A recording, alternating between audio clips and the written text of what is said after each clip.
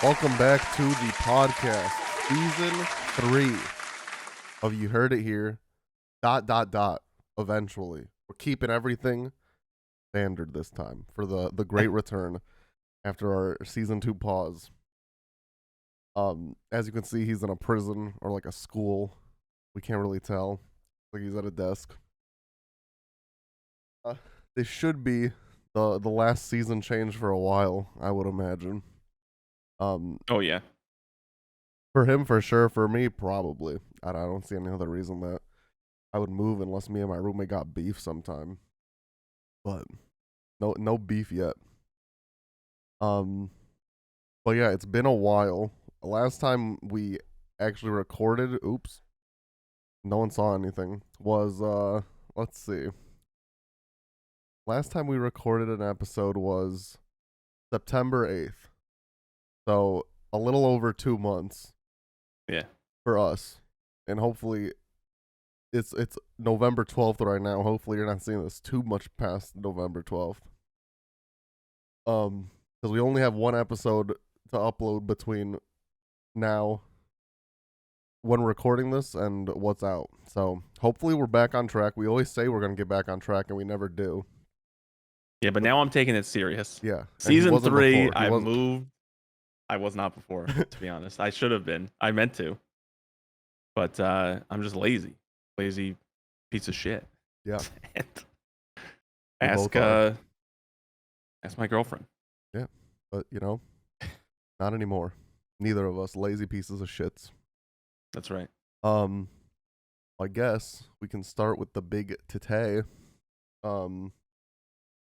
Lots of games coming out recently. So it was October 20th when Spider-Man 2 and Mario Wonder came out, same day. And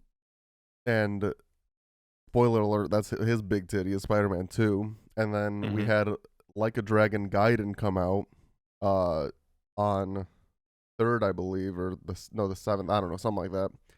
Came out on Friday, right? This past Friday? Was it Friday? It might have been. They're usually on Fridays, so it's been out for like a week. Yeah. Probably, which would be like, unless it was 2 days ago. That's not it, right? No, but I feel like it came out Tuesday. I feel like I played it. Oh, Tuesday is the normal release day. A lot of games moved to, so maybe the 7th then. Yeah, so I think that sounds about right. The 7th, and then I thought I was done for the majority of the year, and I realized Super Mario Bros. RPG comes, or Super Mario RPG, a Naruto fighting game, and Persona 5 Tactica all come out on the same day in 5 days. And then I think my gaming year's over. Is there nothing in December then? There's that Avatar game, but I'm not gonna get that. At least not day one. Dude, honestly, I'm probably not day one. I'll get it based on reviews. So. But I don't think I'd go out of my way for that. If the reviews are like Fireteam, like Aliens Colonial Marines, or like Aliens Fireteam Bravo, whichever one was total garbage, then I won't get it. But I do like that world, so I'm actually looking forward to that. I didn't realize that was this year. Yeah, it comes out December 7th, so early. And then, oh cool. Well, that's only like a week after Mario RPG. That's like that's like Black Friday or something. Yeah. Yeah. Oh cool. Batman Arkham Trilogy comes out on the Switch on December 1st. Besides that, there's a Warhammer 40K game coming out or something. I don't know if I don't know how those games work. It's an expansion or something coming out December 7th, but something like that. But anyways, I guess we can start with your big tit-tay, because we'll have more to talk about with that. Because we both played it. Yeah, I beat it already.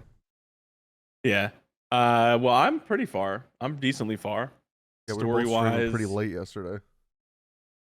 Yeah, I was surprised you were still on. I was like, oh damn, I should have rated him then. Even though you ended like 20 minutes later with that karaoke song, which was badass. I do like all the stuff you can do in Yakuza, and I know you gifted me Yakuza 0 a while ago, so I do have to stream that eventually. Yeah. No, Spider-Man 2, fantastic. Honestly, so I had to pick them both up when I got back from Japan, which we'll talk about on the pod, our trips. And I went all over. I couldn't find Spider-Man 2. It was sold out everywhere. Mario Wonder, as far as the eye could see. I couldn't believe it. It's like the reverse of any release ever. Nintendo usually is super stingy. They only send you exact numbers for like reserves at a place. And the guy at Best Buy where I got Wonder was like, "Oh, Spider-Man, we keep selling out of, and as soon as we get a replenishment, they go to online orders immediately because people Damn. see them online as replenished. They get an alert, and then they Mhm. just buy them for in-store pickup or like shipment or something." So I was like, "Oh, Jesus." So then I went to Target for something else, and they had a couple of Spider-Man 2s left, but I was also like getting harassed by this guy to change from Verizon to AT&T, and I'm like really bad at saying no, so I was going through the process knowing that I was making this guy do this because I was gonna say no at the end and just be Mhm. like, "Oh no, I have a company deal for my phone to get a discount for Verizon," which is true, Mhm. but I think that I also get a discount with any phone carrier. But I was like, "Fuck this guy, I don't want to change phones right now." The guy was nice though. I felt a little bit bad about doing it, but he did harass me. So Yeah, like some of one of those those people like like they need to mall just chill. kiosk Yeah, people. they just need to chill out. Like I got shit to do. If I want your service, I'll come talk to you. Yeah, I think it's an outdated, terrible sales tactic that no longer works. Yeah. So I I think mean, obviously it didn't work. when malls were more popular, it was a thing. But now it's like I don't know back in your day, but back in my day, Jesus. like you would just go to the mall to hang out, and it's like Yeah. no one does that anymore. You go to the store, get what you need, leave. Unless like you're like, oh, I'm gonna go to this clothes shop and peruse. I guess that's the only time you're like just looking around. But I feel like 90% of the times I go to the store, I don't even really do weekly grocery shopping anymore. I'm like, what do I want for dinner tonight? The grocery store is 2 minutes away, and I just go Yeah. get what I'm getting that day. Yeah, and things are like almost too expensive to buy in bulk in advance. Because what if it goes bad? Then you Yeah, wasted like instead of wasting $20, now it's like you wasted like $100, yeah. which I've done a few times, and it hurts. The mall. I think that that's a big thing when you're still living at home and you don't have like your own place to go to. Like, let's Mm-hmm. say you're living with your parents. Like that's what I used to do. Instead of I would work and then like volleyball leagues were late at like 8 o'clock, so I had 3-4 hours to kill between work and volleyball. So I would just go to the mall and meet my friends who Yeah. also had time to kill and were living at home with their parents and had nothing else to do. I used to go to this bookstore and just read their manga without buying it for hours. I would just sit in there. I think I read all of Naruto in a bookstore at one point. I know people that have done that with Barnes and Noble, where they Mhm. just go, they'll read an entire like trilogy Yeah. just on their days off. And I know that Barnes and Noble specifically does frown upon it, Hmm. but it's so hard because now if you frown upon people, like anyone in your store, you might lose customer base. Yeah. And you're a brick and mortar store versus Amazon and like all these other online giants. So it's tough Yeah. to kick someone out. So now you can just do whatever the fuck you want. And like my bookstore in the mall, we got way off topic from the big titty, just FYI. Uh, That's my okay. bookstore in the mall has so much cool shit. I just got the newest book in the Aragon series that I took my username from. Finally came out Oh with a yeah, new yeah. one called Murtog. It's about one of the side characters from the main story. Hmm. And I think that he's set to release another story based on actual Aragon soon. And I know that it got picked up by Disney for streaming rights. I didn't realize this, but I was also looking at the Percy Jackson stuff, and it says it's published by Disney Hyperion. Hmm. So I guess they own that publisher, which is Yeah. how they own by default the rights probably to Artemis Fowl and all these other things they're making in the series. Hmm. Man, how did they let all these rights go slip away from them and all these shitty movies be made like a decade ago? That like I don't know. But that we'll have that to talk about on the pod soon. I think I'll probably watch that. Percy Jackson. Like day one release. Percy When does that Jackson come has out? weekly. I think it comes out in December, doesn't it? I think so. December Also, 7th, I my think, friend is was the first telling day. me, you know how like the Harry Potter show has already been like greenlit for books 1 through 8. My friend told me that Percy Jackson also has like the whole series confirmed. Basically, I don't think that's true, right? I don't even think I like Sea of haven't heard Monsters is that. confirmed at this point. I haven't heard that, and it's against Disney's policy to really confirm things more than one season at a time, to be Yeah, honest. yeah. Like it So makes I sense, I doubt it. guess, for Harry Potter, but because they I know could that see people it. will watch it. But Well, Harry Potter, they keep saying they need more Harry Potter content. So that I believe. yeah, And Warner is doing weird stuff like behind the scenes, so who the fuck knows? The Percy Jackson thing would be a surprise to me if Disney said that. I wouldn't be surprised if the showrunners said we have planned out how we would yeah, do the content for all 5 of the original storybooks. And then he has like the second series that has 2 main, like Percy plus now the other guy whose name is escaping me. mm-hmm. And that's another 5-book series that they could probably just build right into it because Percy is still a main character in that one. Yeah. And then they have the other side stories where like Percy, all the worlds intermingle for him. So like Percy has been in like the Magnus Chase books, stuff like that. But to go back to the holy shit, I don't even know how we got here. So the big titty Spider-Man 2 is pretty fucking good. It started with a bang. I liked it. Most games, I found myself being really pessimistic, and I just complain about while I'm streaming, like, oh, this game sucks. Oh, I fucking hate this about this game. For Spider-Man, every single thing that happens, I'm just like, that is so fucking cool. I just say that out loud. I have no other vocabulary in my compendium, codex, whatever it would be. Starting with like a big ass fight, like staged fight against Sandman, having that actually change the city, so there's just sand in a whole fucking section of the city. Being able to switch between the two Spider-Men at will, the web wings, shockingly, like the best. That's probably the single best improvement. Yeah. Oh yeah. That's got to be the single best improvement from games 1 to 2, or 1 and 1.5 to 2, because I'm thinking to myself, how the fuck did I traverse this city without the web wings? There's so many times where I just can't stick my webs anywhere. And I'm just like, I guess I ran on the ground in this section or something. I don't even fucking know. Have you leveled up any districts yet to fast travel? I got all of them to fast travel. That was a priority for me. It's so nice. It's like I couldn't get Upper West Side was a struggle for me because there's so little that unlocks early. Yeah. And I was like, I can't do that many crimes. And there's one fucking spider bot. And I could not find it. I scoured the district. I couldn't find it. So I was like, that's the only thing that can get me to fast travel. So I had to do main story without fast travel there. And I would just go to Central Park right next to it to fast travel there and then cut in. The spider bot. The fast travel's cool also awesome. Yeah, no. The fact that it's like, it's a second. It's crazy. I don't know. Like, it's going to spoil us for games in the future. Like, think like, imagine like even God of War going from one realm to another. I don't remember in Ragnarok, but in the first one, you were running for ages in that game. Yeah. In this game, it's second, it's done. It's crazy. Yeah, in this one, it's like it just literally goes from the map where you're fast traveling. It zooms right into those buildings. Yeah. You can tell that it transitions from map to buildings.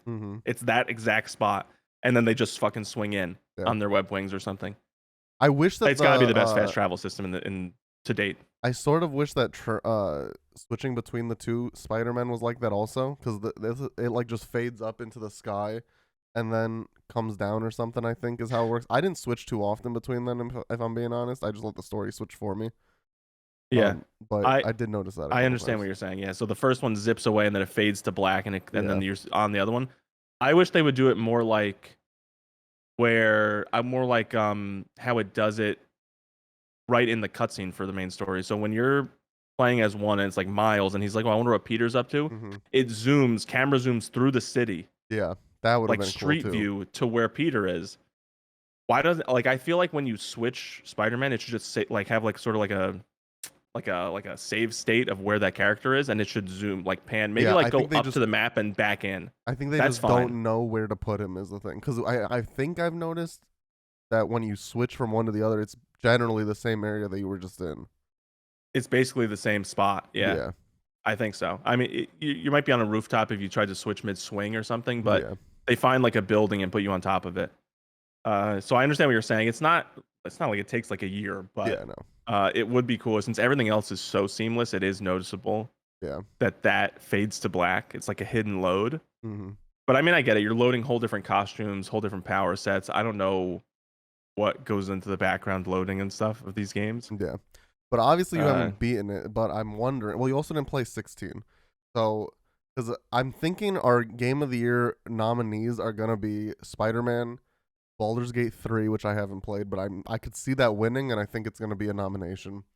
I can't imagine it losing to anything, to be honest, based on the reviews and just users are still loving it. Like people are still loving it. So, and then I can see Tears of the Kingdom getting a nomination. I kind of hope it doesn't win. And then the last one, I think Final Fantasy 16 could for sure get a nomination. It's rare if a Final Fantasy game doesn't get a nomination. Yeah. I'll say. My game of the year, I think, is going to be Spider-Man 2, but I think Baldur's Gate 3 is going to win.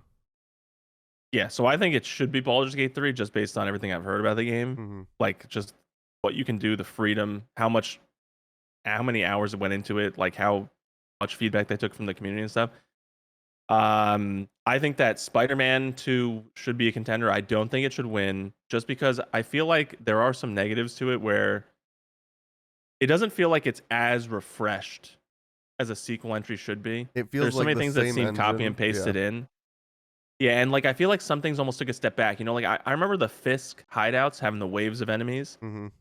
and having different like tasks to do leading up to Yeah. that. And then like this game kind of takes them, makes them sub objectives, but Mm-hmm. they're optional. And if you get discovered at all, you have to be sneaky. If you're discovered at all, throw the sub objectives out the window. You just have to kill everybody Yeah. and then just go to the end of the thing. I feel like bases took a step back with their intricacy a little Mm-hmm. bit. I mean, yeah, they give you hunter blinds and then you find where to go, but that's all like kind of cheesy padding on top of it. The actual base itself at the end feels a little bit less involved than Yeah. Fisk, even though there's more like variety. And there's not enough like new suits. And in the first I game, agree. when you unlock the suit, it unlocked a new power that you could Mm-hmm. choose to use, like bulletproofness or like, you know, whatever else. Now you just have the core set of powers. You upgrade them throughout the game, which is, you know, more realistic. But it feels like the suits have less of an impact now. They're just cool looking, but Mm-hmm. you know, except unless they do the movie, like the Spider-Verse movie scene choppiness, like the Yeah. frame rate change, there's And no that's real that difference yeah, to it. I think that's a setting that can go on any suit in this game, if I'm not mistaken. I knew it was a setting that you could turn off on those suits. I didn't know if you could apply it to Yeah, I other forget. suits. Oh, I think my game might have been bugged at one point because I for sure had it on like a normal suit, but then I like Okay. restarted, I think, and I turned off the setting for all suits, including the Spider-Verse ones, and I didn't see it anymore. So I don't know. Mm. Yeah, I do like that Peter gets Noir, Yeah, I so he used has an that for a option little to be bit. a suit like that too. Hmm. Some of the suits in the game, like there isn't a lot, but some of them, especially Endgame, are fucking insane. I think Miles has the best suits in the game by far. Oh yeah, Like so much cooler than his Peter. final three, every time you're gonna want to change. I was like, okay, I got this. I'm using this the rest of the game, and then I would get the next one. Okay, I'm switching to this one, and same thing with the last one. Um, that's awesome. I'm proud to say I was a hater of the final suit, and I still am, but I'm warming up to it. I think The final suit story wise. Miles' final suit. I don't know if you've seen it. It's got memed online a bunch because everyone hates it. No, I don't think I've seen it Yeah, yet. so at the end of the game, the reason that it's so shitty is because the line that he says with it is he's like, "Oh, I wanted a Miles Morales original," and it's like that was all of your game was getting the Miles Morales original, and it's definitely they 100% made the suit for a brand deal. If you look up the suit, he's wearing Adidas in it, and they sold those shoes in real life. Mm. But I am warming up to it a little more because of all the styles. I love that you can change the coloring on them. Yeah. And so one of the styles I think is better, but the whole thing is like the reason I hate it is because he has the open thing where his hair's sticking out, and like it's cool, I guess, but it's like the Incredibles cape thing. It's so vulnerable. Someone's gonna grab your hair, and you're screwed. It also gives away your secret identity just a little bit more. Yeah, like I even the loved. homemade suits cover you entirely, cover your Yeah. head. I will say though too, one of the funniest things to me is when you are in one of the choppy suits like from the movies, and then they take off a piece of it, either just the mask is on or just the body and the mask is off, and it just looks so starkly different. Oh, I've never seen. It's just I didn't do hilarious that I saw like Peter put on the noir mask, I think at Coney Island, that. Mm-hmm. and then not the body, and then just his face is like weird and choppy. I was like, this is so hilarious that they keep it dedicated piece by piece. Yeah.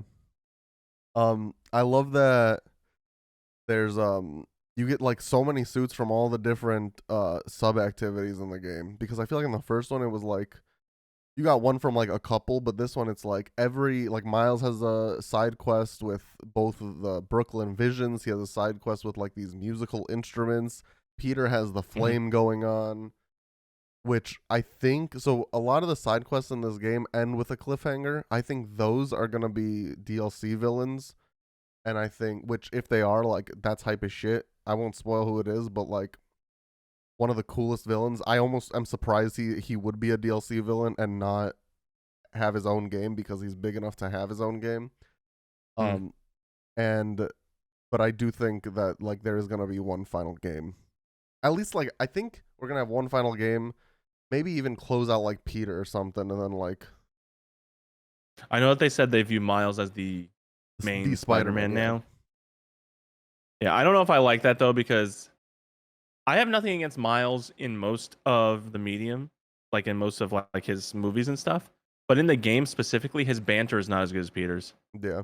Like the voice lines that they give him, first off, he repeats lines a lot. Peter, I've only heard him repeat a line like one time, so they have a larger pool of lines for Peter, and he's like funnier to me. In general, Miles seems more like whiny, more like I mean, maybe that's part of his character. Like he's less sure of himself. He's constantly looking to Peter for advice and stuff. And he's much younger.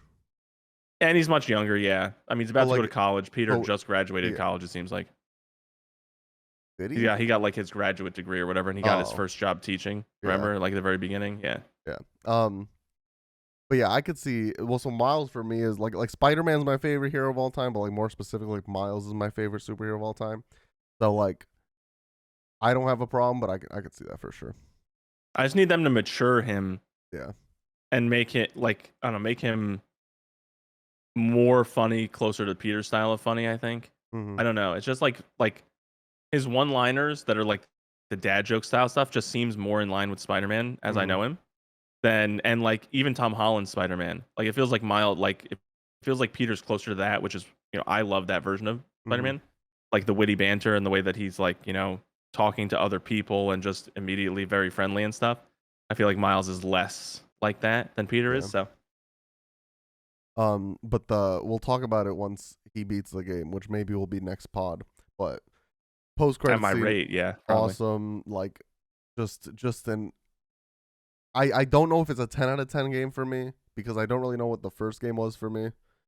But if the first game was a 10 out of 10, this is a 10 out of 10. If the first game was a 9, I'm torn for this one between 9 and 10. I definitely like this game more. Like I think the story, I don't think it's bad by any means at the beginning of the game, but like it just dials it up so much when you get like halfway through it, and it just becomes fucking awesome. Bully Lowenthal's great. I don't think he'll ever beat Bully Maguire, but he was great while he was there. I mean, Tobey Maguire blew up some guy's face and then told him to find religion if he wanted forgiveness. Nothing's beating that. Yeah. I was a little disappointed. The last thing I want to say, I just finished the like Hunter Blinds stuff, and I was disappointed with the resolution there. Oh, because it was. Like I wanted. I don't know how much we want to spoil it. Like spoiler alert for the next like 10 seconds. I'm disappointed that his family's not coming. Like that, he basically killed them all off. Yeah. I wanted to see the Kravenoffs go at it. Oh, like I almost said so. There's like there's that as a good ending, and then there's another sub or activity that has another ending, and they're kind of similar. That one has a better ending, but the activity is ass. There's gonna be one activity where you just have to. There's the vulture bird things, and you just have to literally. It creates like this wind tunnel, and you just have to follow it around the city till your thing reaches 100%. Worst activity in the game. I do think that they patched it to make the progress bar increase faster because, like, when I started playing a new session, it felt like they were all going much faster. But I did like half of them at the original speed, and it is bad. So hopefully they patched it. They also patched the cube, which everyone was upset about. What's that? There was a glitch where Peter or Miles would just turn into a cube, and you were just a swinging cube, very small cube. Really? That's funny. but it's gone now. I never had that, and I didn't have the day one patch initially, but there were tons of collision issues and sound issues that they patched out with a 38 gigabyte patch that I had to download off of my hotspot on my phone. Did you fix that? And now changing the security protocol on my mesh network that I need here to stream in the basement did not work, so I just restarted the routers and stuff for the first time since I tried. So that's the last gambit, and if that doesn't work, I do not know. I'll probably carry it upstairs to see if it can connect to the main hub better. And if it does, then I don't know what I'm going to do to stream. I could do remote play. Yeah, I could do remote play, but like from upstairs, like leave the console upstairs and just always remote play. Don't have to be on the same Wi-Fi for remote play, but you would be on your It's the same Wi-Fi. Mesh network is it's the same Wi-Fi. It's almost like a signal repeater. They're both the same network, and then they just have different devices tied directly to them, but they communicate to each other on a dedicated band that has like a 6 gigabit maximum speed. It shouldn't be an issue. Yeah, I think as long as you're not playing an online game, you can always just bring it upstairs, download it, and then Bring it I mean, back I could just also downstairs. use my phone hotspot. It's a little bit slower, but I could do it like while I'm out walking the dogs or something and leave my phone home. Yeah. It's just a little annoying. If it doesn't work, or if it doesn't work upstairs, then I really don't know what I have to do to fix it. I might like contact this support team for this like device and be like, hey, what the fuck do I do? Yeah. Is there any change I can make? But yeah. So that was his big titty. 25 minutes later. Mine is not gonna be as long, but that's okay. My big titty is a new Yakuza game came out, and if anyone doesn't know, it's probably at this point top 5, top 3 gaming franchises of all time for me. The second game to change the name in the West. All the games in Japan have been, if you translate them, they are known as Like a Dragon. But recently in the West, for 1 through 6, they just called them Yakuza, or 0 through 6, they call them Yakuza. 7 called it Yakuza Like a Dragon, where if you put that in Japan, it'd be Like a Dragon. But now they dropped Yakuza, and now this is the second Like a Dragon game to come out. It is absolutely incredible so far. It's back to old style Yakuza, because for anyone who doesn't know, the new style Yakuza is turn-based, which is also awesome in its own way, but always miss classic Yakuza. You can do so much crazy shit in the city. I can go karaoke. I can go play pool, darts, go race little pocket cars. Well, the series is known for that, right? Yeah, they're known for their mini games. Like, not that it would like, because the story is good in and of itself, but like it would be crazy if someone just played the game and just main storied the whole way through, because they even give you like upgrades and stuff for doing like some side stuff. But to platinum it is crazy. That would be insane for someone to platinum on their first run of the game. So it's nice to do like a mixture of side stuff and main story. But yeah, the game takes place like between, well, it's more so, I thought it was between 6 and 7, but it more so seems to run concurrently with 7, because you go to the town in 7, and at the beginning of 7, the main character gets shot and he's like recovering in this homeless camp, and you go to that homeless camp in this game and they're like, oh, there's some guy in there, he just got shot, so he was clearly there at the time. Yeah. But yeah, anyone who doesn't know Yakuza, definitely, they're always on sale on Steam, like $5 sometimes. Incredible series. I think the reason I like it as much as I do is because it's like it's such a journey with these people. Like, one of the reasons I like JoJo is because it's like a generational thing. And I like seeing like, oh, is this person's son, daughter, person, whatever. And this is like, we start 0 in the 1980s with this random Yakuza who just has no name to himself, and now it's 2020 in Gaiden. I think it's 2023 in whenever 8 comes out. And now he's like a fucking, he's the legendary dragon of Dojima. It's crazy. But yeah, great series. Everyone should check it out at some point and just binge them all. Long games too, though. They are long, especially if you do everything.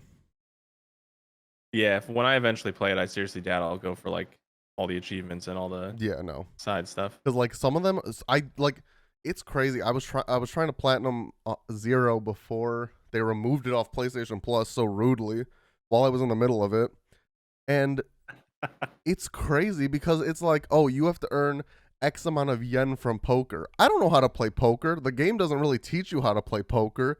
Same thing with like, what's the game that Shikamaru is always playing? Shogi. I gotta learn how to play shogi. I know nothing of those. Yeah. There's mahjong. I don't know how to play mahjong. So it's like that stuff. When I'm first playing through a game, 100% skip that stuff. But like karaoke is always fun. Doing the sub stories is always fun. Especially because like between the games, you'll help some guy in one game and then he'll be back in like 2 games from now and he'll have like the same problem. There was some lady who like, it's this old cougar who's trying to sexually assault Kiryu in like the second game, which is like in 2006, and then she's back in this game, jumping him again in 2020. Damn, dedicated. Yeah. I mean, they respect that in Japan for sure. So like, surprised he doesn't just be like, all right, yeah. Yeah. After 20 years, if you've been in me for 20 years, all right, it's time. Exactly. But yeah, so that's my Yakuza convinced me / Big Titty. Great series. Convinced me / Big Titty. Just out of nowhere, the convinced comes in. Yeah, I just decided. Yeah. But yeah, so I guess we can pivot now and do your trip, I guess, first. My trip first? Yeah, because that's the bigger one. If we don't get to mine, that doesn't matter. Okay.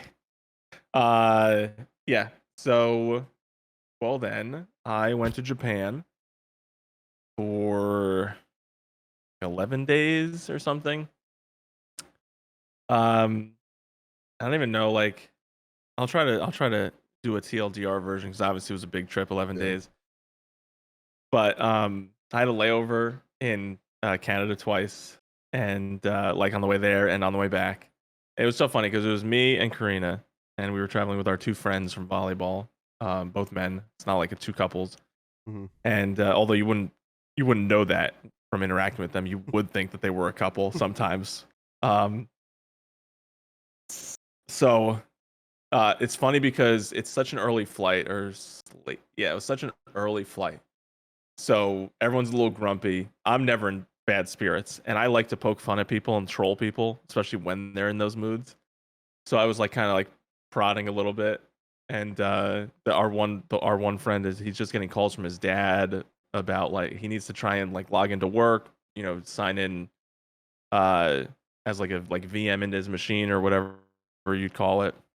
And he's trying to get his dad to like go get the right wire, and his dad is picking all the wrong wires. He's like, "Do you have the Ethernet cord or whatever?" And his dad's like, "Yeah." And he's like, "All right, hold it up to the phone, and it's an HDMI cord." He's like, "Dad, not even close." And he started getting pissed off. So that started like a running joke for the whole vacation. The whole reason I said that is because it started a running joke where we would just say that people were getting IA, irrationally angry. So I was like, and then it would be like, "Why are you so quick to anger?" And we were at a shoe store because some people needed to buy new shoes. Shockingly, not me with my knee issues. I was fine. But he's buying the shoe and like he starts getting a little grumpy. And I'm just like, "Why are you so quick?" And he knows I'm about to say to anger. So he like spits right onto the on the person that's helping put his shoes on. God. And he has to like get up and walk away. That's crazy. Yeah. The whole flight there, it's like, so to Canada's from us is only like 55 minutes. So it's like an hour flight, and then the layover is however long, and then it's 13 hours to Japan. Mm-hmm. And I did not get up a single time on the flight there. Like I didn't need to pee. I didn't go up to the bathroom. I didn't stand up at all. I just watched anime or slept for like a couple hours.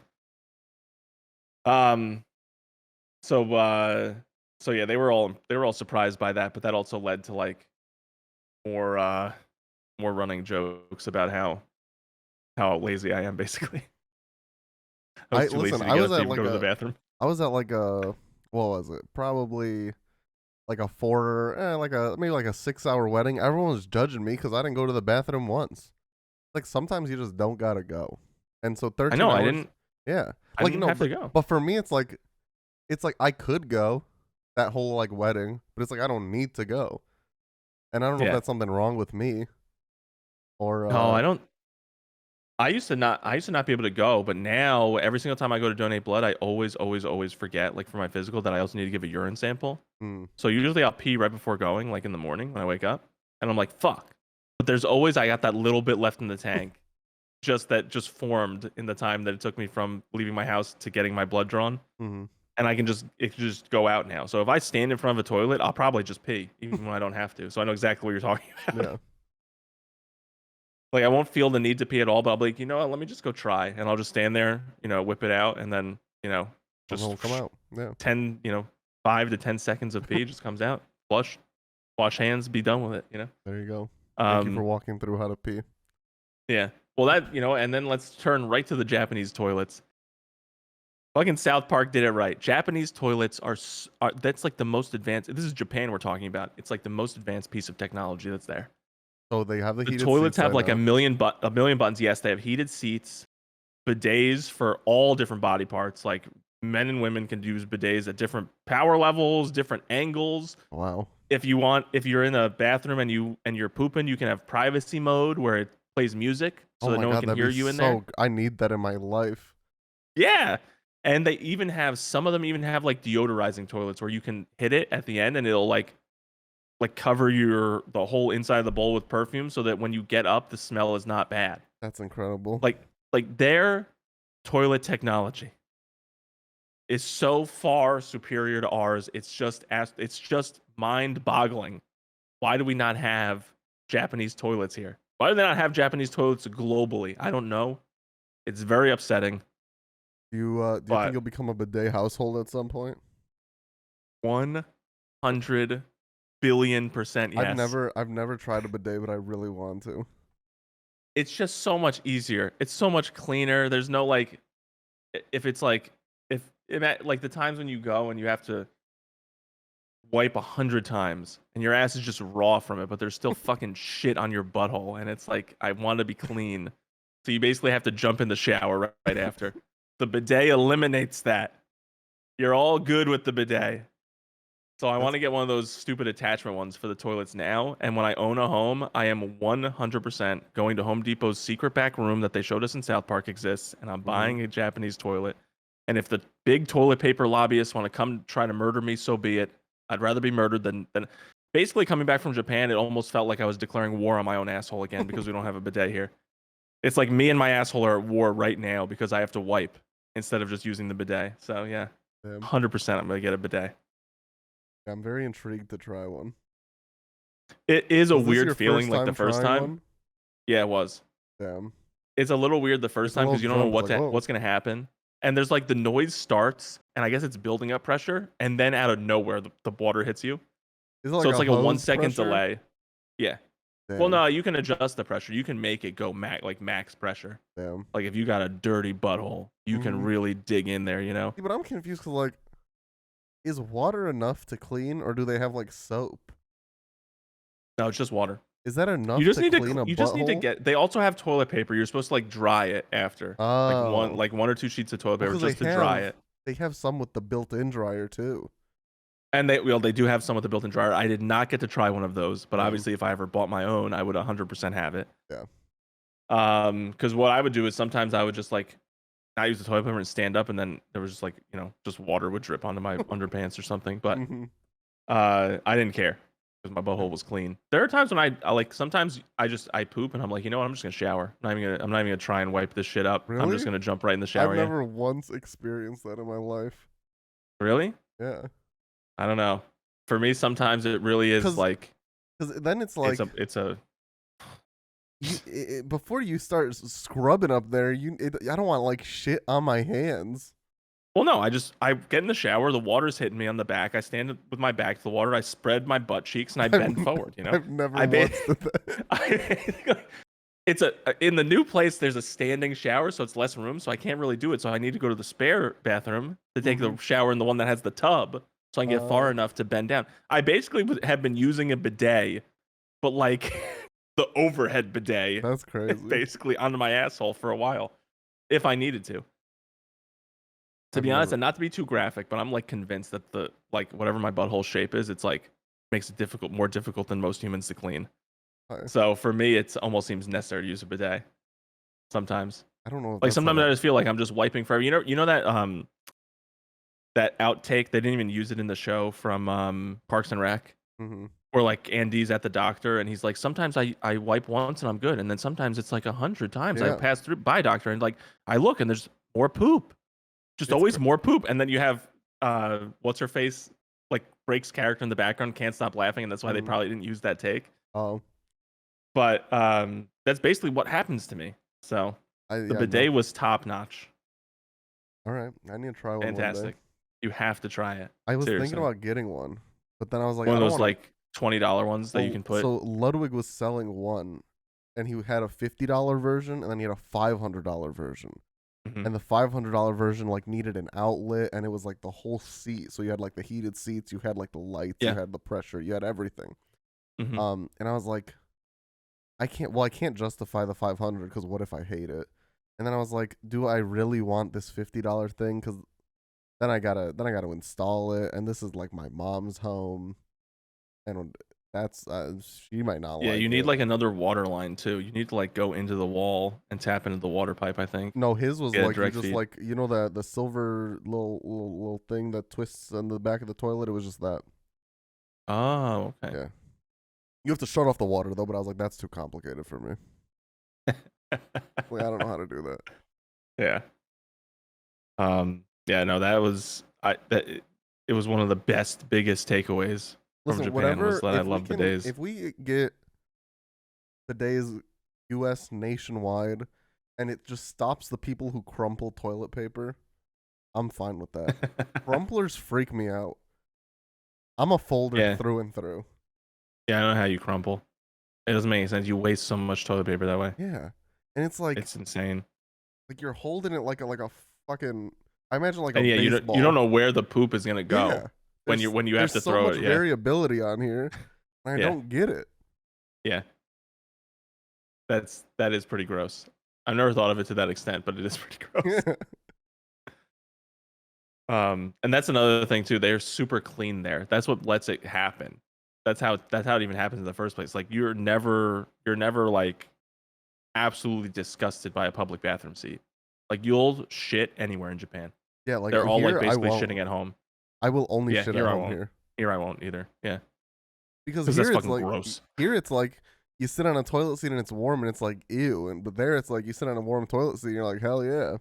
This is intentional. Yeah. The one here is not. It's supposed to freeze your butthole or your ass cheeks for the first 10 seconds or so as you acclimate to the fact that it's so cold.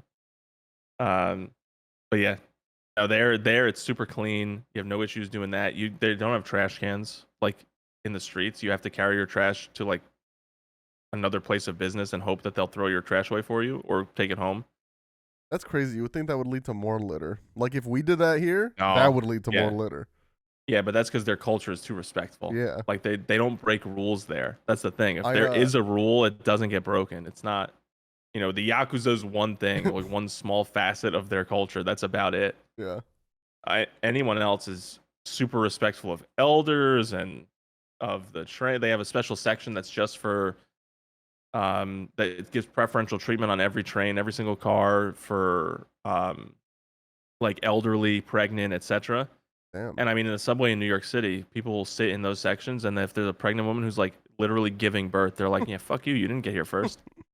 But in Japan, they would get up to give you the seat. They have some train cars that are women only for during rush hour, so that I guess they'll be more comfortable and they feel like less at risk of a man groping them or something. Mm-hmm. If that really is all that prevalent, I don't know.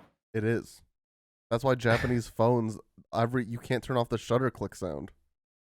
Yeah, the perversion stuff. And you know what? There's this like style of orthodontia that they do where the women like push their canines forward and their like teeth next to their front tooth back a little bit. And the reason why they do that is because it gives you more of a youthful appearance, so it makes you look more like a kid, and that's like what a lot of the guys are attracted to, which is that's weird, like absolutely ridiculous to me, and it's kind of gross. But almost like so many women there had it, so I could never tell how old they were. You're telling me you get braces to fuck up your teeth in Japan? Yes. That's crazy. Yes, they do it on purpose. You should look up the article. I don't know. I don't remember what it's called. It almost looks like vampire teeth because your canines are more prominent. It's almost like they basically want to have these two teeth removed, almost like the two that are next to your front two teeth removed so that their canines are look closer together, but they want them pushed back so it looks like your mouth is still like it looks like you still have your baby teeth or something. Yeah, it makes me feel icky.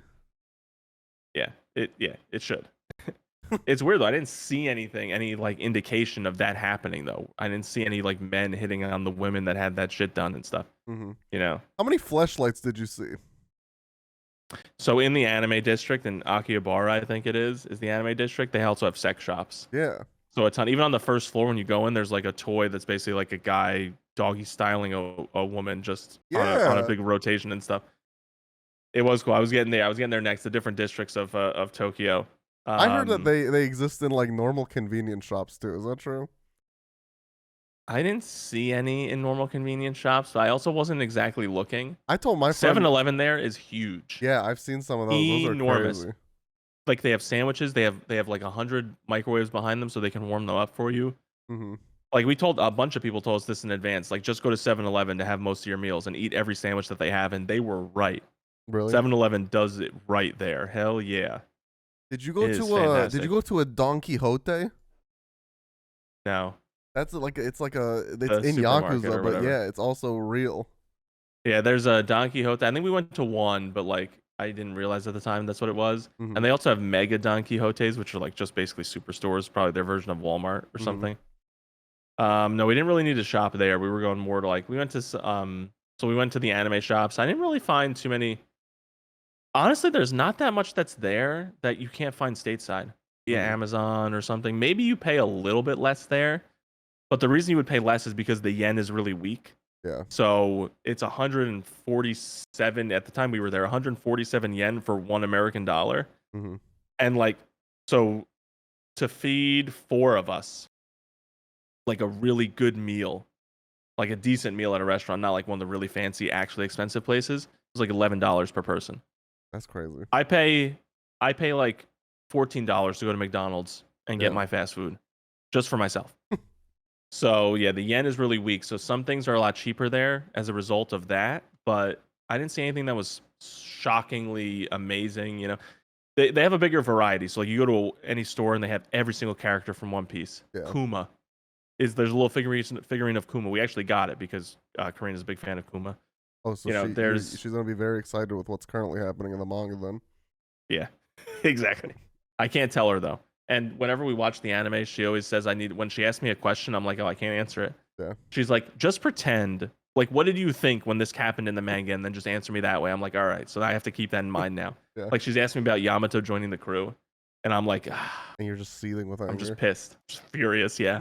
Just literally. But Yamato, huge in Japan. There were tons of figurines of her. But let me tell you something. For a culture, yeah, that's a cool one. For a culture that has what seemed like 0 women with big tits, 0 big titties of the week there. Mm-hmm. They are obsessed with it. But it's so crazy because the women, instead of getting like boob jobs, they're fucking up their teeth to attract the men. But unless the mangaka are this unique breed of Japanese male or female, they draw so many characters with big tits. All the girls are always jealous of the ones that have the larger chests in animes and mangas and stuff. But you don't see that in their real culture. No one cares about that. They care about fucking up their teeth. Like that's it. It was so weird to me. And when I told the group that we were with, of why it happened, because I had read about it in advance, they were all weirded out by it too. Because you really can look around and almost every single woman that I saw, like where you could get like a glimpse of their teeth, it was like that. Really? They're all doing it. All of them. It's crazy. But you know, the sex shop district was unique experience. Like they're all like 10 floors tall too. All these stores. It was so tiring. It was the day we did the most steps because we were going up and down 10 flights. Floors? Yeah, the first floor is just normal tame stuff. Then you go up and it's more like BDSM stuff. And you go all the way to the top and it's like crazy fucking shit. Probably I didn't look that hard, but probably like bestiality and shit. I told my friend if I ever go to Japan with him, I'm leaving with a fleshlight. They did have them. I did see them in the sex shops. I didn't see them in other shops. I feel like it's part of the culture. I gotta have one. Yeah, I guess I would never buy one here because then I'm too sad. But if I go there, go there, I'm leaving with one. Flawless logic. Well, I'm sure theirs are just more advanced, higher quality. I got some badass shirts that are really high quality. They're not even shrinking in the wash. Shockingly, thank God, because let me tell you something. Finding something XL in Japan, very difficult. Really? Very difficult. Damn. And if they do have it, it's really like a large in America. So also still maybe not enough for me. You gotta be a double XL there. Yeah, like we went to Osaka and we found the Mugiwara store, which is where I spent most of my money. Like I got $1,000 cash and I converted it to yen and I spent like $225 there or something. Damn. It's like a quarter of my money was spent there, but I didn't spend much money elsewhere. I'm trying not to ramble too much now. I want to concise it down here. But the anime district was cool. I was really expecting to see like really unique stuff, and besides seeing every character from an anime, you really can get all this stuff. I've seen a bunch of the stuff since coming back from Japan in like the local bookstore, like the local like retro store. I've seen these figurines that are newish that seemed like they were the popular ones in Japan and stuff, or the big ones in Japan. I mean, they had a bigger variety, but you can definitely find all of it. Yeah. In if you look hard enough, there's nothing that you need to go to Japan to buy if it's anime related. It doesn't seem like. I did buy one weekly Shonen Jump there. That's cool. And I have that just on my shelf. And get it up on the top. Do you know what like chapter of One Piece and stuff it was? I think it was when he's Gear 5 on Egghead and he's fighting Kizaru. Oh, that's cool. Not 100% sure which one it was. I have to look up the week. It was the week. Is the cover cool? The second week of October, huh? Is the cover cool at least? The cover is Luffy. Oh, okay. It's not that cool. It just looks like Luffy going for a punch. Yeah. But I was like, I gotta get it. Yeah. It's like 97 cents too. Or it's crazy. Like it was like 97 yen. It's not even 97 it's cents. 97 yen, cheap. and you get like 6 issues or something like that. I'd read that. I'd have every. Oh no, way more than 6 issues. It's huge. Oh really? You get like every series they're currently publishing. Damn. That week, yeah, the weekly issue of every series they're currently publishing. I would have so much shit. Like I would just have shelves of every weekly Shonen Jump. I'm sure some people do, but these books are huge. Mm-hmm. Huge. If you got like 3 of them, it would be like one phone book. Damn. From back in the day, and those were thick. So, let's see what else. We did a couple of temples, a couple of streets. Let me tell you something. If I went back, I would definitely do it a little different. We were lazy, and we let one of our friends plan most of it, and he's more about food and going to see the sights and taking a million pictures everywhere. Mm-hmm. I would have wanted to go to like a sword making museum, an anime museum, kind of stuff like that, and learn more about that. So if I went back and I planned it myself, I would do that. So I felt like I missed out on that. But what we did do, when you go to one of the markets, one of the local markets, you've gone to them all. When you go to one of the streets that looks really cool, you've basically gone to them all. Mm-hmm. Like, yeah, the site will be a little different, but everything else about it is the same. Yeah. If you've gone to one temple, you've basically gone to them all. They have a couple there where they have like 1,000 different gates. They're the portals or the entryways, you transitioning from the mortal plane to like the spiritual plane. Mm-hmm. But for most part, all the temples are very similar. You do all the same stuff at each temple. You wash your hands from the same fountain and stuff. Yeah. And do you tie it to shit? Did you get a bad one and have to tie it to the shit? No, Karina got a bad one. She tied it to the thing and broke it. Like it ripped as she tied it. That's she the worst luck. Freaking out. She was absolutely freaking out about it. And our one friend was like laughing about it, and she was like, "Hey, this is serious. Like, I believe in this stuff." And then he wouldn't relent. So when we went to the Tokyo Skytree and he was freaking out about the heights, she was making fun of him, and he was getting really pissed. And she compared the two, and he was like, "They're not comparable." And I was like, "Yeah, they are. Of course they are. You're scared of heights, and she's making fun of it, and you're getting mad, and she's afraid of the bad luck fortune stuff. I got the best fortune." I got literally the one that said the best fortune. Damn. And the other 2 guys got good fortunes, both of them. And then I think we did it again. And we went with Karina's friend, who was actually happened to be there on our last day. And she actually got the worst fortune. So Karina got bad fortune, and this girl got the worst fortune or something. So she got even worse luck. That's crazy. We went to we did the bullet train, which is really cool. We didn't go to Mount Fuji. We did go to Disney Sea, which is like a unique kind of park. I'll probably just save talking more about Disney Sea for like another pod if people seem interested. But you can look up the rides and attractions. They have like El Dorado. You don't see that in any other Disney park. They have 20,000 Leagues Under the Sea and Journey to the Center of the Earth. You don't see them in other Disney parks. Mm-hmm. So it was cool. They also don't just do Disney. They have like America Port and like a Europe Port or something. And you get like, that's where you can get American hot dogs. They have trash cans all over the park because Disney's all about being clean. So no litter there and stuff. We went on a rainy day. The only thing I'll say about it is I did get engaged there in Agrabah. Wow. I was trying to record a pod as soon as we got back so I could tell Vinny and get his natural reaction. Honestly, it would have been a surprise. My roommate ruined it for me. I had no idea. It was like, I think it was posted like 3 days ago or something on Facebook, and I just don't open Facebook. And we were watching something. I forget what it was. If it was like, it was something on YouTube, and there was something in it, and he said, "Oh, speaking of drag," and he got engaged. And I was like, "What the fuck are you talking about?" I was like, so "No, he didn't." No, I was like, and then I told Ben, I was like, "The only reason this is forgivable is if he was saving it for pod." And I said to him, Yeah. as soon as he sent me the picture, I was like, I was trying to get you to record a pod so that I could tell you on pod. Yeah. And then that was like 2 weeks ago, and we didn't do it since I didn't get to surprise him, but there was no rush to do the podcast. So yeah. Yeah, so I did. Yeah, I did get engaged. I have like a funny story about the engagement. Like, so first off, Karina wouldn't let me size her finger to try and get a real ring in advance. I was like, we even went to the store where they sell the ring that she wanted. And I was like, well, at least try one on so you know your ring size, because you always tell me you don't know what it is. And she's like, nah, that's okay. We'll just leave. I was like, no, go ahead. Seriously, we have time. She's like, nah, and walked away. And then so I got her to try rings on at home, and then I found one that fit exactly perfectly, and I took it out of her thing and I tried it on my fingers and found where it stopped. It was like on my pinky, like right around here or something. It stopped. So I was trying to measure that one late night with a string, the way that they tell you how to measure it and stuff, and I was getting such wild different, like, and they're so fine differences. They're millimeters differences. So I was like, I don't think I can buy her a ring because I can't get the right size. So I went to Claire's in the mall near us, and I got a size 6 and a size 7. And I just had both of them in the ring box, which was my high school ring box. Like, my high school ring came in this box.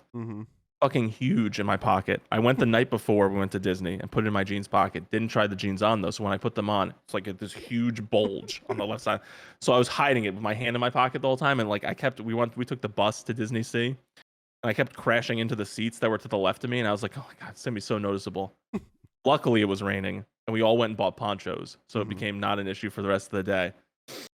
But then, speaking of the two guys who might as well be a married couple, we're eating at I had two possible locations through the proposal. One was Trident's Castle, where you go underground and you go to like Sebastian's Cafe and stuff. And the castle looks really cool, but you just kind of go in it and then you go underground. You're in an awesome underground part. And then we were going to Agrabah, which I was thinking was more likely to do because I like Aladdin. I'll bring a little bit of myself into it. They didn't have a Stitch place, a Lilo and Stitch place. Otherwise, that's where it would have happened no matter what. But we're eating, and the two guys start getting into an argument about like talking about this one girl that the friend who planned everything has been kind of talking to. And he's like, I don't like being in the center of attention. And like, he says this all the time. It's like it's kind of a lame excuse. And so he starts getting mad, and he texts the other guy's like ex-girlfriend. He's like, hey, Aaron said that he would hook up with you if you wanted to. And then they just both went at it. Like the one guy got up and walked away, and he was like, I need to go to the bathroom. And then he just went for a walk to cool down. So like, I'm thinking to myself, holy shit, these guys are gonna ruin everything because it's gonna be such bad vibes. Like in the sense of like, no one knew. No one knew. So how did you get like a good picture? Oh, all right, hold on, wait. Yeah. So I get the picture next. So, and then thank God they're just so weirdly couple-ish that the one guy came back who was mad, and then without any words, they just start hugging. They hug it out. No words exchanged. Then they both apologize to each other like at the end of the 5-minute long hug. And I was like, oh, thank God it's all calm now and it's going to be normal. So we go to Agrabah, and so we find the spot. We find like a good fountain spot, and I think I'll do it here, but on our way out. And then Karina, we go to the shop to look for something cool because it's Aladdin. They don't have that in any other Disney park on Earth. We find this really cool wooden figure that's like Genie holding on to like Sultan, Carpet, Apu, Iago, Jasmine, and Aladdin. It's really cool. I need to like share like pictures of it. I should like post a lot like this stuff on eventually Pod Twitter. Oh yeah, or something. I'll also post pictures of some of the figurines I got. Yeah, I got a couple of things from Slime and some from Spy X Family, which is like the biggest fucking thing there. It's everywhere, Spy X Family. I mean, One Piece is literally ingrained into their culture where they have the caution signs for like, hey, there's a manhole open here. That's Chopper saying, hey, don't come here. Really? Yeah. That's funny. I have pictures of it. I have pictures of that. And Luffy saying like, hey, caution, beware, you know. Literally built in their construction equipment now. Like One Piece is so freaking huge. But so Karina goes to the bathroom, gets lost. So we start looking for her. She doesn't have a phone. Like I have a Japanese eSIM and it's working, and the other two guys had their methods of data, but because Karina was like, we just won't separate, but she went to the bathroom and got lost. So then we went to look for her. I was like, guys, let's just go back to the store. She'll find her way back there. So we go back to the store, and then when we're leaving, I tell the guy, hey, you know, let's get a picture here. It's Agrabah. It's my favorite. Like Aladdin's my favorite movie. Let's get a picture. I hand the phone to the friend who got mad, right? And he's taking the picture, and he takes a couple. We're sitting there in front of the fountain, and then he tries to hand me the phone back. Like he runs up to me and gives me the phone. I'm like, no, start taking a video. And he's like, okay, I think something's about to happen. So like he says that, and you can even hear it in the video where he's like, I told you it was about to happen. Because like the other guy was off throwing something out. He rushed back to take a video of it happening as soon as he saw me go down on one knee. He like ran back. But Karina told me that when I went down on one knee, or even when I said to take the video, she was like, that's so weird. But she's like, there's no way he's going to do it though. And then I go down on one knee, and her thought was, he's definitely pranking me. Like that's the reputation that I have. That's funny. When I told my mom I got engaged, well, first of all, I told her in a hilarious way. But when I told her I got engaged, she was like, she paused for a second and went, are you really engaged? And I was like, yeah, I am. And she was like, are you really engaged? I was like, yes, I am not lying to you. I promise I'm engaged. And then she knew I was on speaker. So she goes, Karina, are you guys engaged or not? And Karina goes, yes, we are. And she's like, okay, now I can believe you. She had to ask 3 times to confirm it. That's the reputation that I have among everyone that I know IRL. Damn. But so she thought that it was a prank. Then I said everything. She didn't really hear it because she was like in full-blown panic mode that it happened. She hugs me, crushes my knee into the ground, absolutely crushes it. And I make her hold the umbrellas, and I stand up. I'm like, all right, yeah, now we can hug and stuff. And she's like, my umbrella's stabbing me in the eye. My like literally stabbing me. You can even see in the video that I'm getting like knocked around. I'm taking a beating for this proposal. But yeah, all in all, it's a fun story. And then she made me re-say what I said because she like while she recorded it, so she has the saying forever because she didn't remember a thing of what I said. I kept it short and simple. I wasn't nervous because I was pretty sure she'd say yes. And she wants a Disney themed wedding, so I was like, it's perfect. Like, this is such an easy thing to say. I was like, you want a Disney themed wedding? Let's keep the whole thing Disney themed. Let's do the proposal in Disney. That stuff. It was gonna be Mount Fuji. We were gonna go to Mount Fuji that day, but when we looked it up, we were right out of the season for it, and it was too dangerous. It said that you can't even get a guide to hike up there with you, so it's at your own risk. Oh. And the conditions could change quickly and become very dangerous at the top. And we were like, well, fuck that. We don't want to die. So we went to Disney Sea instead.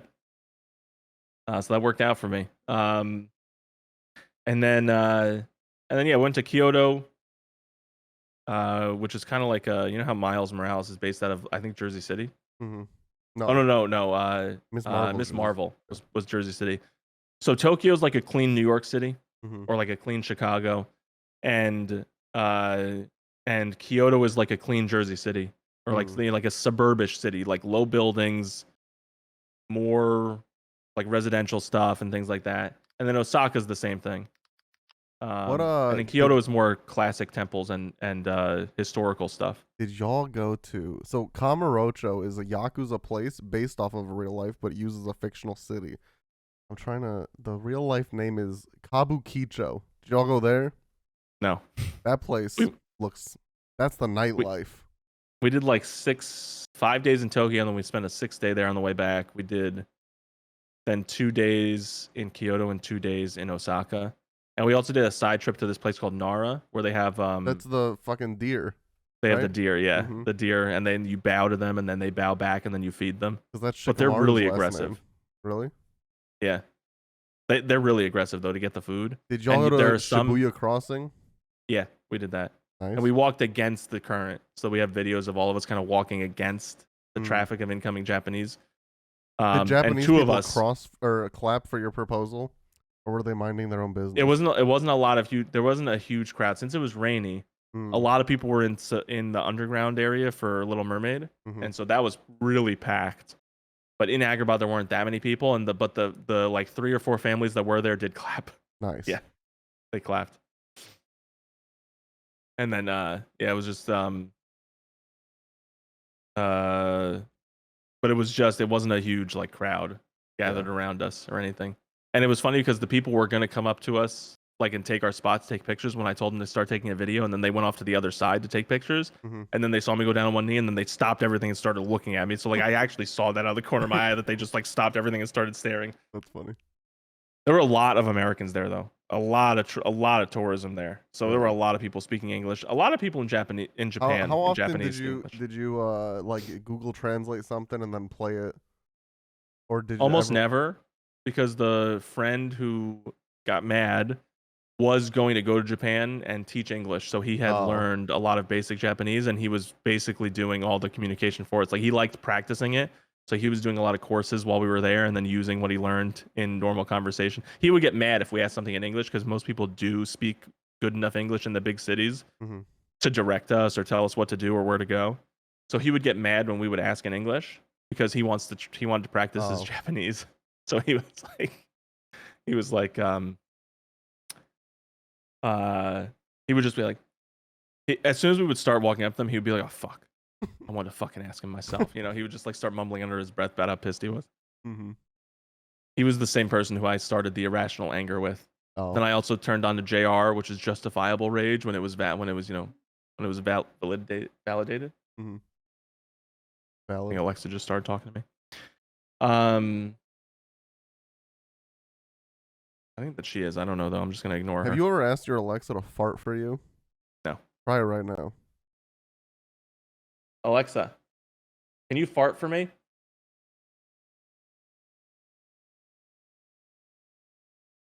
That was a relaxed one. I barely heard it, but I heard like psst, psst. And then she'll always be like, "That was a juicy one. Do you want me to give you a rageful one?" Really? Yeah. Oh my god. I mean, maybe I'll start playing a. Oh no, she's doing more now, just off to the side. On her own. Alexa, stop.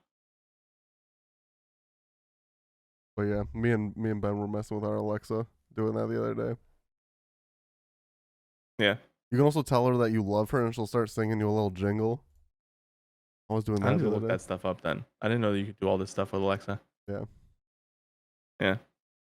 But yeah, no, we did. That was. I think I summarized most of it. The best ramen I had was a Tokyo Skytree, just at a fast food, like a mall food court style place. Mm-hmm. Well, like I've even the never mall had food courts. I've never had authentic ramen. I've only had it out of the Oh, it was so box. delicious. No, but Oh, like I mean, even here, like nowhere in the even here. States I've had, and there's some good places here apparently. If you visit me, I'll take you to a really good ramen place. All right. A real life pod episode at the ramen place. We could probably just record on our phones. I think that they'd be fine with it. Just us talking over on a table. Mm-hmm. Yeah, no, I mean, there's not really. I mean, even in the food court, like you bring the tray that you got back up to the place where you got it from. It's not like you throw it somewhere, anywhere. Mm-hmm. You know, it's all very clean, very respectful, very, very like cultural. Like culture is important to them. Everyone speaks really quietly though, so like I was kind of stood out like a sore thumb because I'm really loud naturally. Mm-hmm. Stuff like that. I'd like to go one day, but I have this like plane anxiety now. It's really ruining my life. I don't know what's going on with me. Because you're on planes all the time. No, like I never am, and that's why like I don't know why the fuck it's happening to me. But I went to Texas. That's the trip that I went on since the last time we potted. And I just went to go visit my friend who lives in Houston. And he wants to move back to Chicago. So he was like, I don't know how much longer you have to visit me, so you might as well do it soon. So we went, and I don't know. I felt like I was gonna fucking die the whole time. My Apple Watch was yelling at me 3 times. It said my heart rate was too high for being stationary. I was like, I think I'm having a panic attack right now, but I don't never experienced that, so I don't really know if I am. Probably were. Yeah, I probably was. It wasn't that bad on the way there. On the way back, I was like, the flight's only 2 hours, and an hour of it was turbulence, and I'm gonna die on here. And also, the guy said it was a 2-hour flight, and it's normally like 2.5 hours. And I'm like, how are you shortening it by half an hour? Are we doing an early landing? Are we gonna fucking die? Where are you losing this half hour from? It's never 2 hours on the dot. You got way in your own head about it. I really did. Yeah. Like to the point. They had a tailwind. Yeah, to the point where, like, my friend recommended me a movie on the way back, and I couldn't watch it. I had to watch something that I like already knew. I was getting too distracted, so I watched House instead. Mm. But yeah, I had the best food weekend of my life ever in Texas. It was insane meals. We we started the trip. I posted this all on my Discord. If anyone, a little plug. I was doing the Houston Food Journal on my Discord. Every day I would post in there. Um and we got these, it was filet mignon fajitas. And That sounds good. it was just holy shit, melt in your mouth meat. The tortillas were the best tortilla I've ever had, handcrafted in the back. I don't even know what they were doing to those shits. They came out, these little clay shits. They were coming out in those real authentic shit. It was so cool. Yeah, and I've had that in Mexico. Yeah, it was like super authentic. Yeah, and so Texas is right there. So I was like, this is probably gonna be the best that I have. And then, but apparently it's a chain. Like there's 3 of them in Texas. I was like, how is this good? I would be 500 pounds if I lived there. And then the best meal I had also at this restaurant, it was smoked brisket quesadillas.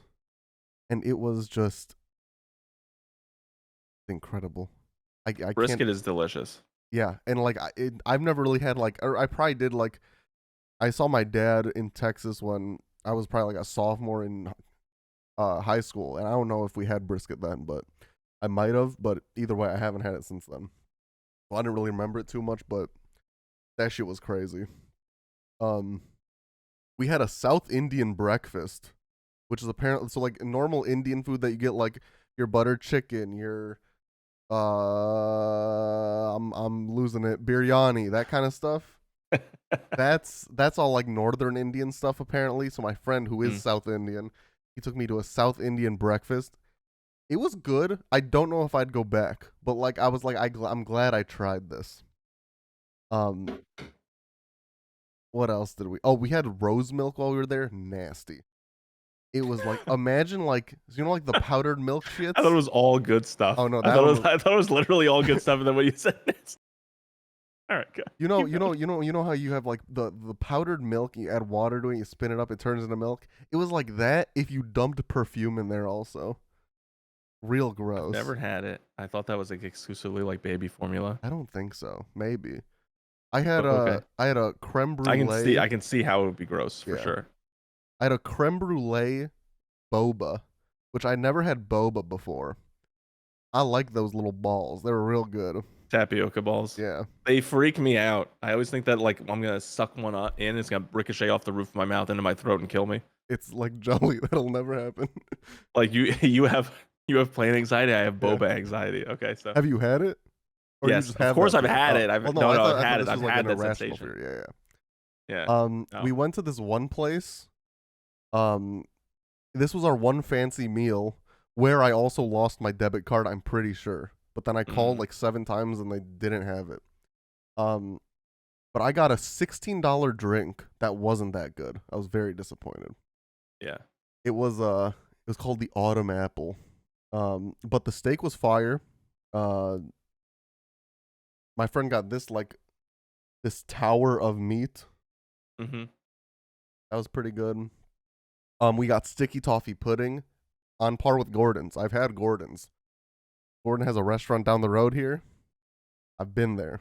It was on par with that. We went to this place called the Anime Bar. So they had like a little Gundam in the corner right there. They had, also for those audio listeners, I don't know how many of those we have, but I'm showing pictures from on my phone. They had Goku statues. They had, that's also Goku. Oh, I guess those are all the pictures I took. But they had like a Sage Naruto one. They had like an Ultra Instinct one. I got a picture with a Luffy one. My friend went up there and did karaoke Old Town Road, because they just had like this huge karaoke stage where anyone can go up. I didn't do that because I was shy. Then we went to this northern Indian food place. I tried a samosa for the first time. Fire. Like where have they been keeping all these secrets from me? I never had Indian food before. And it's like my mouth was just open to all these new experiences. Mhm. Garlic naan, crazy. Who made that shit? I don't know. Butter chicken, incredible. And then the creme de la creme. Apparently, this is the highest rated barbecue in Houston and like the second highest in the country or something. We went to this place called Killen's, and it's just one of those places where like they give you that red paper and you just stack meat on there. Mm. And so I got brisket, I got pulled pork, I got ribs, mac and cheese, mashed potatoes, 2 just slices of white bread. Incredible. Um so that was basically my entire trip. We didn't we literally didn't do anything except we watched movies, we went to go get food, and we went to a comic book shop. We did absolutely no sightseeing. We only went out for food in the comic book shop, and if we weren't there, we were watching movies. He also lived on the second floor, and there was like in his lobby a bathroom. So I basically deemed that my bathroom. So every time I needed to poop, I would just leave his apartment, walk down some stairs, and use the public bathroom because it was like it could lock. And that's what I needed because I'm a shy pooper. But yeah, we saw some awesome movies. I saw Whiplash for the first time. Incredible film where J.K. Simmons won his Oscar.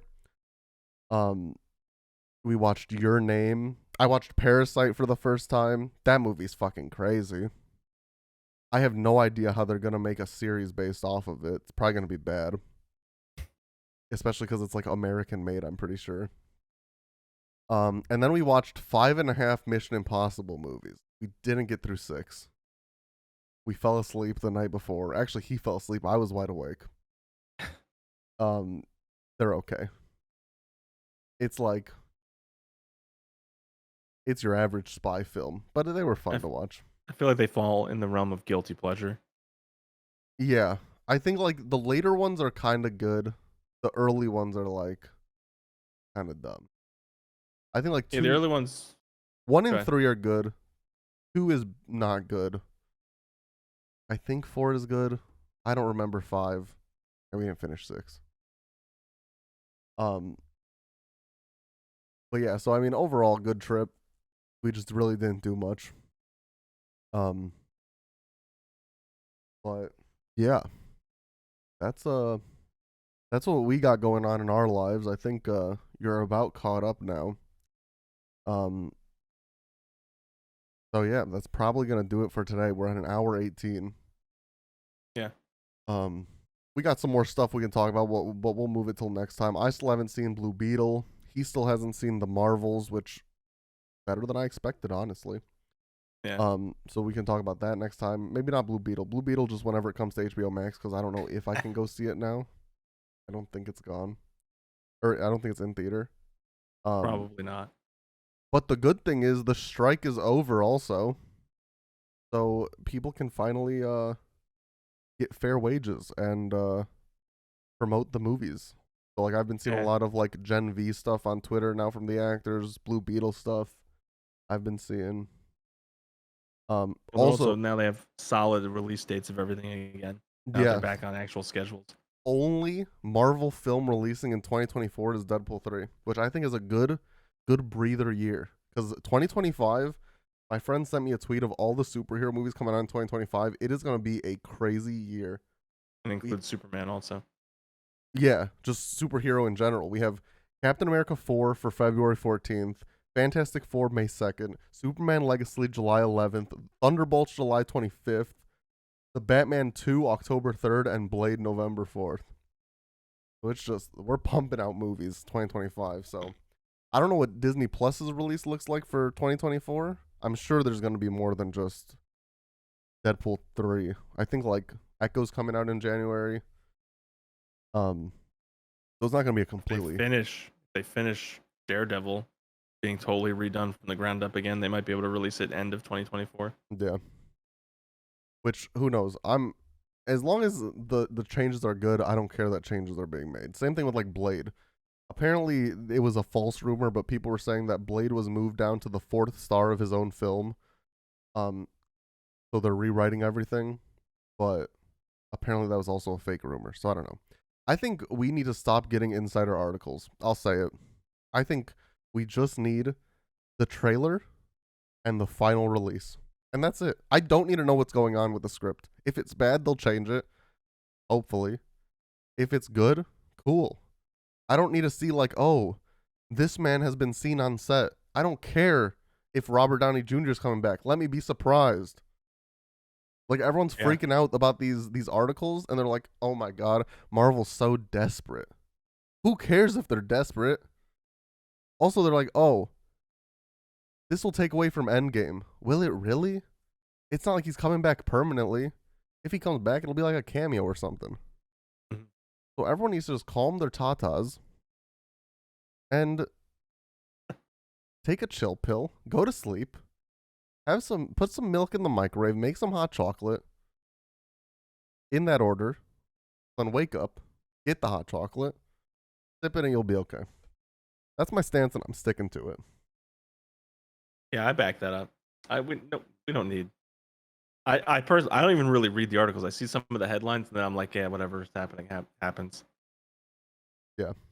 I don't care about the behind the scenes stuff. I just care about the end product. Yeah. Like I don't care if there's some of the best movies, you find out years later the stars hated each other. Mm-hmm. Like with a passion. They wouldn't talk to each other unless it was during the scene, during filming and stuff. I don't care. The movie was good. Yeah. I don't give a shit that they had a beef behind the scenes and they might never work together again. Okay. Yeah, that's fine. As long as like no one was hurt and it's just like a hatred between two adults that doesn't matter in the long run, like frick it. Yeah. It really doesn't matter. But that was a final tangent that I just thought of. Yeah. So, anyways, you didn't hear it here first. You didn't hear it here last. You heard it here. ... Eventually, season 3, we're back, baby.